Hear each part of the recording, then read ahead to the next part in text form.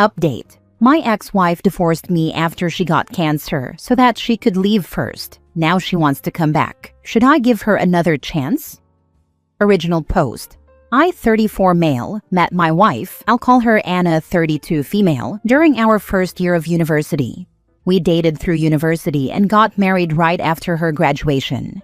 Things were happy for a while until Anna discovered a lump in her right breast. I encouraged her to have it checked out. She was reluctant to do so, but ultimately did, because breast cancer runs in her family. And sure enough, that's what she had.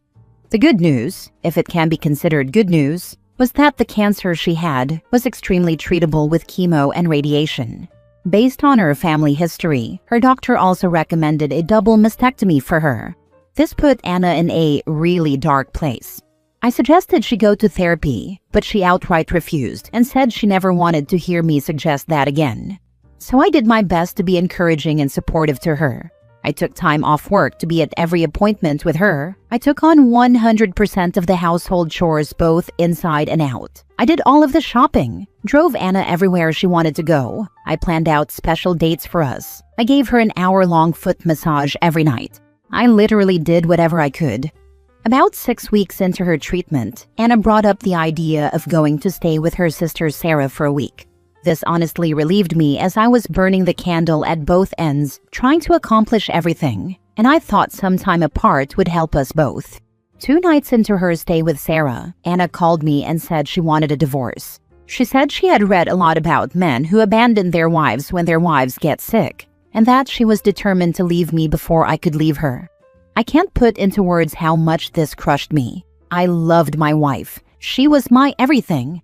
I begged her to reconsider. Told her I had never thought of leaving her, not even once. I asked her again to go to therapy. She refused again. I asked her to go to couples therapy with me. She wouldn't. I asked her what I could do to convince her I wanted to stay. She said there was nothing. I am a man and therefore I would leave. End of story. It took about a year because of where we live, thanks COVID, but eventually everything was finalized. I ended up selling the house and splitting the proceeds between me and my now ex-wife. I didn't want to stay in that town anymore, so I put in a transfer request at my job and ended up moving to a town about 2 hours away. For the past couple of years, I've been focusing on myself more. I got a dog. I've been on a few dates, but nothing serious. I picked up hiking as a hobby and started gardening. Out of the blue, Anna called me 3 weeks ago. She said she'd been in town on a trip with friends and saw me, and all of her old feelings rushed back. She said she was sick and out of her mind at the time, and that I couldn't hold her words or her actions against her. She said she still loved me, that she always had, and that she regretted leaving me. She begged me to give her another chance. I'm so confused. If I'm being honest, I still love Anna, but I'm no longer in love with her. She broke my heart. I was devastated when she ended things. It took me a long time to get my head on right, but I also know she really was in a bad place because of the cancer. Do I owe it to her and what we had to hear her out? I'm scared that if we reconnect, I'll always feel like she'll have one foot out the door. But maybe that's unfair. I don't know what to do. Should I give her another chance like she wants? Now for the top advice before reading the update. I never recommend couples getting back together unless the issues that drove them apart are fixed.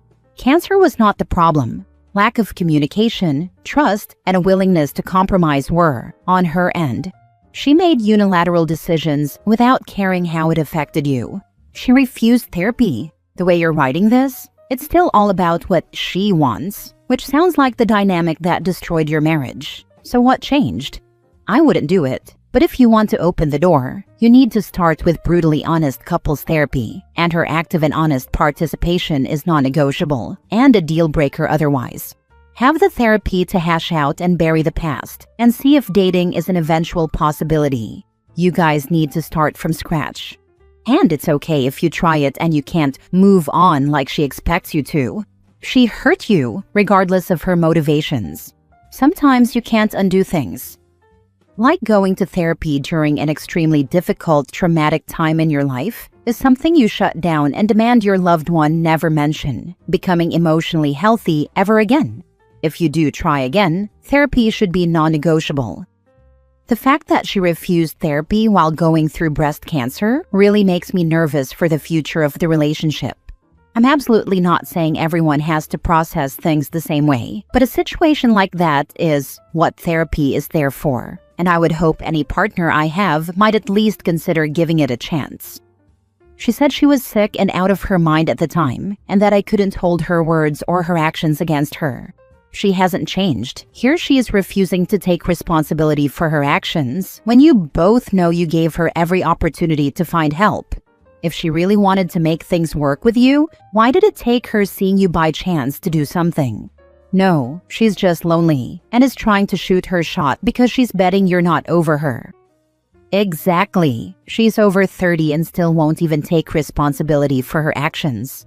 Cancer doesn't change your personality like that, not your values. She's the same person who divorced him and hasn't changed. Now for the update. Firstly, I'd like to say thank you to everyone who left comments on my original post. I now know what people mean when they say, "rip my inbox." I posted that and went to bed never expecting it would blow up so much. By the time I woke up, the post was locked. Not sure why, so I couldn't respond to any comments. But I read as many as I could and tried to take everything into consideration. Many of you suggested I reach out to my ex-wife Anna for an in-person conversation. The overwhelming consensus was that meeting her in person would tell me all I needed to know. And you were right. That seemed reasonable to me. I texted her, and she jumped at the chance to meet, and we did so yesterday after I was done with work. I chose to ask her to meet at a local coffee shop. Maybe it sounds bad, but I didn't want to meet her at my house or anywhere private just in case. Anyway, Anna was already there when I got there. She got up and hugged me. I let her, but didn't hug her back. Then we sat down. I asked her to remain quiet while I talked, and then I told her everything. I'm going to sum it up here because I honestly don't remember everything I said. I think I talked for like 10 minutes straight while she just sat there and teared up. But I told her things like how much she had devastated me. I told her that I would have stuck with her through thick and thin no matter what. I told her that I loved her, and that hadn't changed after her diagnosis or treatment plan. I told her that I was broken after she initiated the divorce. I told her how hard it was for me to pull myself back together. A lot of you pointed out that if Anna and I got back together, I should be worried about what she would do the next time she got sick, or if I got sick. And you were right. So I told her that too, and she got mad and interrupted me at that point. She said I was being unfair, that I wasn't taking into consideration her mental health at the time. She said she wasn't thinking straight, but that now she was. I took the chance to ask her if she'd been to therapy. She told me she hadn't, and that she had no plans to, and that she didn't need it. I have to admit, that crushed me a little. I asked her why. Just why? It's the one question I've really wrestled with over the months. And she said that she'd gone looking for support groups and found a lot of women who had stories about their partners leaving. She even mentioned Reddit, funnily enough. She said she talked it through with her sister Sarah. Anna said that Sarah, to her credit, had tried to dissuade her from divorcing me. But that between social media and some of Anna's friends, Anna felt like she had to go through with it to be seen as a strong woman. That is word for word what she said to me. I don't remember anything else exactly, but I will never forget that.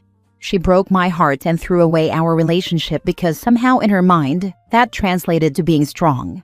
She then started trying to tell me we could get back together again, but at that point, I just told her flat out that wasn't happening. What it comes down to for me is that I just can't trust her. I would always be worrying about the same thing happening again. She cried a lot and tried convincing me for a little while. When I got up to leave, she threw her iced coffee in my face and stormed out. So yeah, we're definitely not getting back together. I have the closure I always wanted. I wish it felt better. I've been dwelling on it for the past day and a half.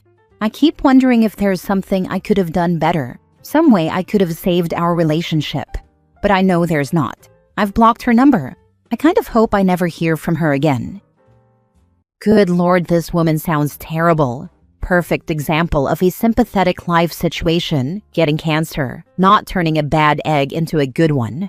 Imagine doing all of this hideously hurtful stuff to someone, taking no responsibility, and then throwing a drink in his face like a real housewife. I feel a bit like crap saying this, but this woman both had cancer and was a cancer. It's terrible that it all happened, but I genuinely think that OP would have had a worse time later on if it hadn't. If it wasn't this, it would have been something else. Crappy people can get sick too. My aunt has always been a colossal a-hole, and getting cancer didn't change that. She'd beg my mom to come help her, then spend their time together berating her until she left, and then whine to everyone that she was abandoned by her family. She had a girlfriend with the patience of a saint, who was willing to put up with all of that, but then she cheated, said, "But I have cancer" as the only excuse, and then whined that she got walked out on because she had cancer. She's fine now, but we still don't talk because she's still a piece of shit. Also because she's still holding a grudge against me for something my mom said to her when I was a toddler. My very first memory of her was her insulting me when I was about 4 to 6 years old. So yeah, sometimes crappy people get cancer. That's life. This woman threw her relationship away and destroyed a man she was supposed to love, all to impress some strangers on the internet. So happy OP didn't take this awful woman back. She reminds me a bit of the woman who told her husband she was going to cheat on him because she survived cancer, therefore she deserved a hall pass. Next story. I, 29 female, broke up with my partner, 30 male, after a surprise party. I'm looking to see how others would have reacted to this situation. For context, I've been dating my now ex for 5 months. Things were mostly smooth, except for the little things that were becoming consistent. He would often change, delay, and/or cancel plans last minute for a variety of reasons. He often knew things would change, but didn't let me know until right before we were to meet up. He was 30 minutes late to our first date. I'm a person who really values their time and requires a bit of planning. I have been understanding, forgiving, and flexible with his ever-changing timeline. I did bring up several times that if this became consistent, it would be a problem.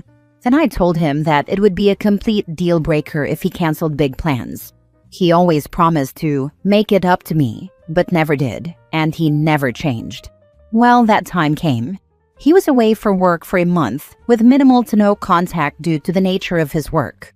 We had planned to rejoice the night he came back. It started off with him saying he'd come straight to my place. Then he said he needed to drop off stuff and get clothes at his place. He lives with his family. A few minutes later, he called me to tell me he was staying to have dinner with his parents. I told him that it was upsetting because I had dinner waiting for him. His first question was to ask what it was. Then he texted me to tell me he wouldn't be long and insisted he'd come over even after I said not to worry about it right now. I'm waiting and waiting. I got a call but couldn't answer right away, and then received a text stating that his family had a surprise party for him and that he wasn't coming at all after all. No invite, no acknowledgement of the hurt, and a vague non-committal plan to come over first thing tomorrow. That was it for me. I waited a whole month for him and planned several days in advance to have a nice dinner. Cleaned my apartment top to bottom, shaved, got dolled up. For nothing. I called him out and told him that it was weird his family planned a surprise party, knowing we had plans, and didn't even bother to invite me. He started backpedaling and saying I was invited and that he wanted to see me. I stood my ground and told him that I couldn't do this anymore. I stayed firm in my decision and had him pick up his things the next day. I wonder if I was too harsh in not having a more in-depth conversation about the issue, although my decision would have been the same. Now for the top comments. He doesn't respect you or your time. His lack of awareness of you and your valuable time is enough for me to also break up with someone. You aren't his priority. Thanks for the clarity. I knew that this was the case, but was letting my feelings cloud my judgment. When I see a post like this, I feel strangely invigorated.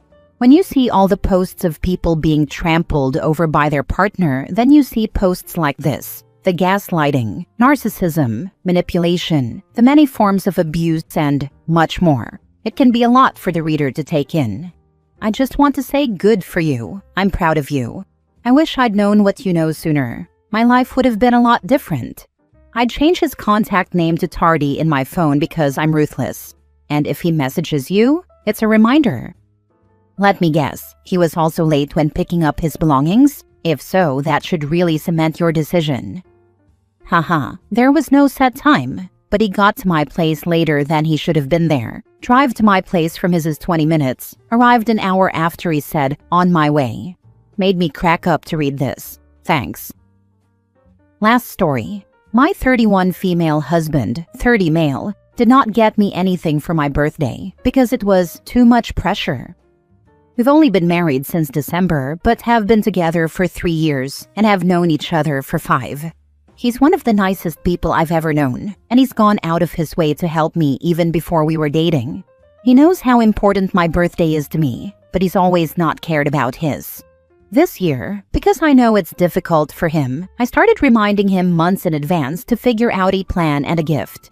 It needs to be said that my net income is about 3 times his, so I wasn't expecting diamonds or anything, just relatively cheaper stuff that I couldn't justify buying for myself. I also sent him links to things that I found cool but couldn't justify buying, Kill Bill t-shirt and some fake earrings. He got nothing. He said he was trying very hard to find something that I would like and just couldn't figure anything out. That was one fight. The second was about how he went about getting the cake. I asked him to place the order in advance because I feel more comfortable planning ahead of time. He insisted that he knew the bakery and he could easily get the cake an hour in advance. The day before my birthday, I asked him once again if he could just place the order, and he snapped at me. At that moment, I gave up. I told him to cancel everything and I went out with strangers and celebrated with them. He called asking if he could join, but I said no. He apparently got an emergency therapy session, and the therapist also told him that was a dick move. I know he didn't mean to hurt me, and he's been apologizing and offering to buy me whatever I want, but I'm not able to let my anger go. He knew this was important to me, and he went out of his way to ruin it for me, and I'm not able to get over it. How do we move forward from this? I need help and advice. Couples therapy is on the table, but right now I'm still too angry to have a conversation. P.S. I also plan his birthdays and get him gifts. He's the nicest person you've ever known? Right? Then she's been around some awful people. Or is he only nice when she's doing what he wants? I know he didn't mean to hurt me. I question this OP. If you give someone idiot-proof guidance on what you like, and they simply choose to ignore it, what do you think the endgame is there other than to hurt you? He knew this was important to me, and he went out of his way to ruin it for me, and I'm not able to get over it. Yes, this is the key. He knew what you wanted, and he chose to do the opposite. Maybe because he enjoys the power trip of depriving you of something that would make you happy, or of making you feel devalued in small, plausibly deniable ways. The why doesn't really matter. It's deliberate passive aggression, and you shouldn't tolerate it. If this guy is anything like my ex, he's sabotaging something important to her because he's feeling upset and insecure. Birthdays, anniversaries, family events, and even funerals were weaponized. He'd kick up drama the day of, never sooner, and the day would end with him as the focus. It was like I couldn't love anyone else, including myself, without having to prove that I loved him first. It was exhausting.